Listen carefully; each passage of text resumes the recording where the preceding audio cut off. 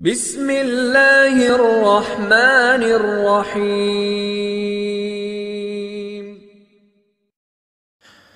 الحمد للہ رب العالمین والصلاة والسلام على سید الانبیاء والمرسلین وعلى آلہ وصحبہ ومن تبعہم بإحسان الى یوم الدین، اما بعد۔ اعوذ باللہ السمیع العلیم من الشیطان الرجیم من حمزہ ونفخہ ونفثہ، بسم اللہ الرحمن الرحیم۔ واللہ جعل لکم من بیوتکم سکنا وجعل لکم من جلود الانعام بیوتا تستخفونها یوم ضعنکم ویوم اقامتکم ومن اصوافها واوبارها واشعارها اثاثا ومتاعا الى حین۔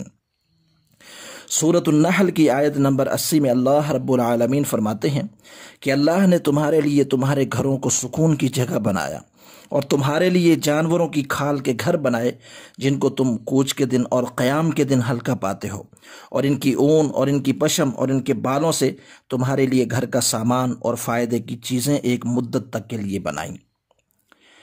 اللہ رب العالمین کی بے شمار نعمتیں ہیں، ہم اللہ کی عطا کردہ نعمتوں کو شمار کرنا چاہیں تو کبھی شمار نہیں کر سکتے۔ مال، اولاد، والدین اور صحت، یہ سب قیمتی نعمتیں ہیں۔ اسی طرح ان نعمتوں کے ساتھ ساتھ ایک بہت بڑی نعمت گھر ہے جس میں ہم اپنے دن رات بسر کرتے ہیں۔ بحیثیت مسلمان ہم سب پر فرض ہے کہ ہم گھروں کے ماحول کو صاف ستھرا اور اسلامی بنائیں۔ مسلمان اور کافر کے گھر میں نمایاں فرق ہونا چاہیے۔ مسلمان کا گھر اور وہاں کا ماحول ایسا پاکیزہ ہو کہ ہر پل آخرت کی دھیان رہے۔ گھر کی چار دیواری میں فحاشی اور برائی کا نام و نشان تک نہ ہو، اور اپنے ضروری کام کاج سے فارغ ہو کر اپنا زیادہ وقت اپنے گھر میں گزاریں۔ آج کل ہمارے معاشرے میں جو آوارگی اور بے راہ روی ہے، اس کی بنیادی وجہ یہ بھی ہے کہ ہم اپنے گھر میں اپنے بیوی بچوں اور والدین کے ساتھ نہ ہونے کے برابر وقت گزارتے ہیں، اور سارے کا سارا وقت یاری دوستی اور چوکوں چوراہوں میں برباد کر دیتے ہیں۔ جن لوگوں کا گھر ٹھہرنے کو جینا چاہے اور ہم وقت آوارہ گردی کی فکر لاحق رہے، ان کے گھر کبھی آباد نہیں ہو سکتے۔ نہ ازدواجی زندگی خوشگوار ہوگی اور نہ ہی والدین راضی ہوں گے۔ دنیا کے فتنوں اور آوارگی کے برے نتائج سے بچنے کے لیے واحد حل یہی ہے کہ زیادہ وقت اپنے گھر والوں کو دیں اور چار دیواری میں گزاریں۔ اس سلسلے میں چند احادیث میں آپ کے سامنے رکھنے کی کوشش کروں گا۔ صحابی رسول صلی اللہ علیہ وسلم آپ علیہ السلام سے سوال کرتے ہیں۔ یہ حدیث مسند احمد، جامع الترمذی، سلسلۃ الاحادیث الصحیحہ اور الصحیح الجامع الصغیر کے اندر موجود ہے۔ صحابی رسول اللہ صلی اللہ علیہ وسلم سے سوال کرتے ہیں کہ اللہ کے رسول، نجات کن کاموں کے اندر ہے؟ یعنی سلامتی والی اور پرامن زندگی کا راز کیا ہے؟ تو رسول اللہ صلی اللہ علیہ وسلم نے ارشاد فرمایا، املک علیک لسانک ولیسعک بیتک وابک علی خطیئتک۔ اپنی زبان کو اپنے کنٹرول میں رکھ اور اپنے گھر کو اپنے لیے کافی سمجھ اور اپنے گناہوں پر روئیں۔ اسی طرح صحیح الجامع الصغیر کے اندر رسول اللہ صلی اللہ علیہ وسلم کی صحیح سند کے ساتھ ایک حدیث ہے۔ آپ نے فرمایا، سلامت الرجل من الفتنۃ ان یلزم بیتہ، کہ آدمی کا فتنے میں بچنا اسی میں ہے کہ وہ اپنے گھر میں ٹھہرے۔ اور جامع الترمذی، صحیح الجامع الصغیر اور سلسلۃ الاحادیث الصحیحہ کی ایک اور صحیح سند کے ساتھ یہ حدیث ہے۔ آپ نے فرمایا، والزموا اجواف البیوت، اپنے گھروں کے اندرون کو لازم پکڑو۔ یعنی فتنوں کے دور میں زیادہ وقت اپنے گھروں کے اندر رہو، بہت سی الجھنیں اور پریشانیوں سے محفوظ رہو گے۔ بلکہ ایک روایت میں رسول اللہ صلی اللہ علیہ وسلم نے ایسے شخص کو خوشحالی، خوشگواری اور جنت کی بشارت دی ہے جو اپنے گھر کو اپنے لیے کافی سمجھتا ہے اور ضروری کام کاج سے فارغ ہو کر اپنے گھر میں ٹھہرتا ہے۔ رسول اللہ صلی اللہ علیہ وسلم کی حدیث کے الفاظ غور فرمائیں۔ المعجم الاوسط اور صحیح الجامع الصغیر کی صحیح سند کے ساتھ روایت ہے، آپ علیہ السلام نے فرمایا، طوبی لمن مالک لسانہ وسعى بیتہ وبکى علی خطیئتہ۔ خوشخبری یا جنت کے طوبہ درخت کا سایہ ہے اس شخص کے لیے کہ جس نے اپنی زبان کو کنٹرول میں رکھا اور اپنے گھر کو کافی سمجھا اور اپنے گناہوں کو یاد کر کے رویا۔ میرے محترم بھائیوں، موجودہ حالات میں آپ سروے اور تحقیق کر لیں جن لوگوں کو زیادہ پھرنے کی عادت ہے وہ طرح طرح کی عداوتوں اور پریشانیوں میں مبتلا ہیں۔ جو لوگ زیادہ وقت اپنے گھر میں گزارتے ہوئے ذکر و فکر میں مصروف رہتے ہیں وہ سلامتی اور عافیت کی زندگی بسر کر رہے ہیں۔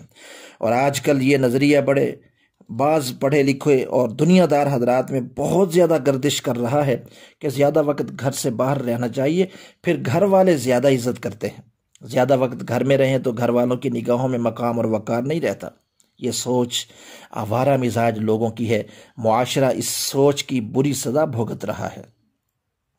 شریعت اسلامیہ ہماری یہی رہنمائی کرتی ہے کہ ہم اپنے کاروبار اور ملازمت سے فارغ ہوتے ہی گھروں کا رخ کریں اور اپنے والدین کی خدمت، بچوں کی تربیت میں وقت گزاریں۔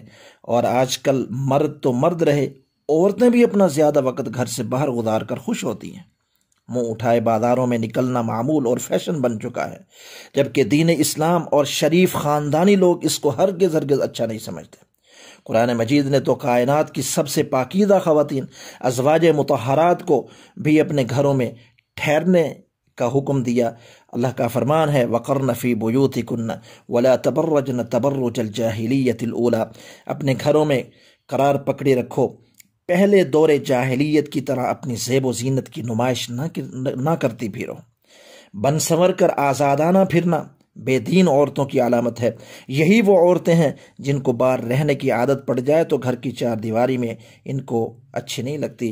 وہ مردوں کے شانہ بشانہ کام کرنے کو اور غیر محرموں کے ساتھ ڈیل کرنے کو بہت بڑا معرکہ سمجھتی ہیں، جبکہ حدیث کے مطابق باحیا عورت جس قدر زیادہ گھر کے اندرون حصے میں رہے اس قدر وہ زیادہ اللہ کے قریب ہوتی ہے۔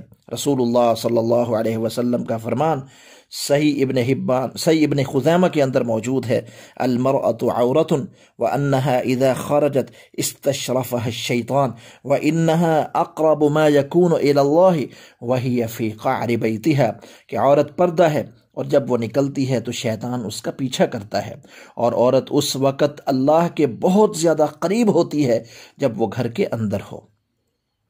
تو میرے محترم بھائیوں، اللہ رب العالمین کی اس نعمت کی قدر کیجیے، اپنے گھروں میں زیادہ سے زیادہ وقت گزاریے۔ اس پرفتن حالات میں، اس پرفتن دور کے اندر سب سے بہترین انداز زندگی گزارنے کا یہ ہے کہ انسان اپنی تمام مصروفیات سے فارغ ہو کر فوراً اپنے گھروں کا رخ کرے، تاکہ محفوظ ٹھکانے میں پہنچ کر اپنے اللہ کی عبادت اور اس کی بندگی میں لگ جائے اور اپنے پورے گھر کے ماحول کو بہتر کرے، کیونکہ کچھ چیزیں انسان کی اختیاری ہیں اور کچھ غیر اختیاری ہیں۔ جب ہم گھر سے باہر نکلتے ہیں تو وہ پورا ماحول ہمارا غیر اختیاری ہے کہ ہماری دسترس میں نہیں ہے کہ ہم اس کو صحیح کنٹرول میں رکھ سکیں، لیکن گھر کا ماحول تو ہماری دسترس میں ہے۔ ہم اس کو جیسے سنبھالیں، اس کو جس طرح سے اختیار کریں، اس کی جس طرح اصلاح کر سکتے ہیں کریں، اور اپنے گھر کے ماحول کو اللہ رب العالمین کی بندگی کے قابل بنائیں۔ اللہ مجھے بھی اور آپ تمام بھائیوں کو اللہ کی اس نعمت کی قدر کی ہمیں توفیق عطا فرمائے، اور اس گھر کے اندر رہ کر اللہ کی بندگی کی اللہ ہمیں توفیق عطا فرمائے۔ آخر دعوانا ان الحمد للہ رب العالمین۔